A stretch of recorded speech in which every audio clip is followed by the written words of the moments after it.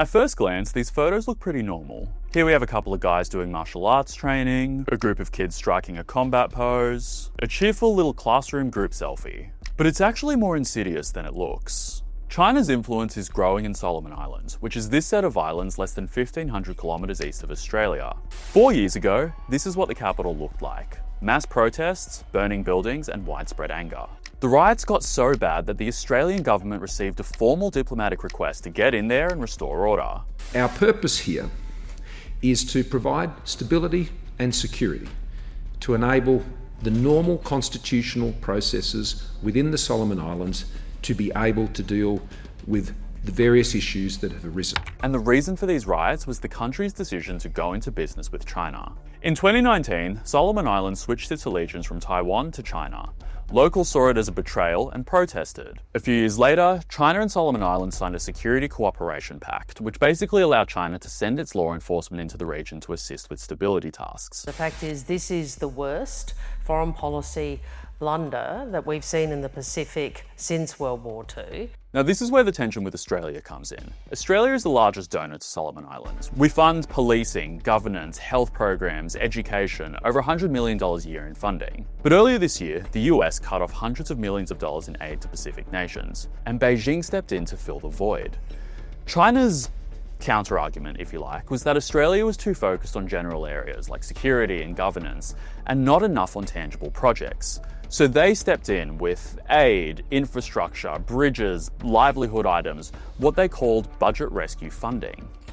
This brings us back to these photos. These were taken on the island of Malaysia, which is Solomon Islands' most populated province. Now, Malaysia has long been the centre of resistance to Chinese influence. 5 years ago, the province made global headlines when it banned Chinese investment on the island.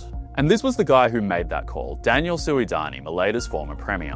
He banned Chinese companies from entering the region and even blocked Huawei mobile phone towers. Now, Suidani was hailed as a hero. This was seen as like the one-man band who was standing up to China and its influence. We have seen the destructive way, dishonest ways that these Chinese companies involved in the provinces, and particularly in Malaysia, that is very destructive and more exploitative in a way.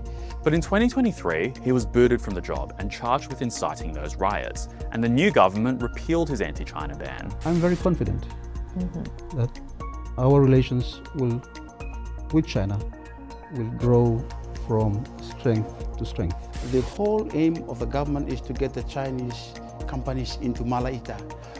They would like me to be out from the premise office so that they can come in and do their developments in whatever way they want to do it. And now, we have China's military forces training the next generation. They're also trialling surveillance methods. There are reports of fingerprinting, community policing models, and other monitoring systems inspired by Chinese internal security doctrine.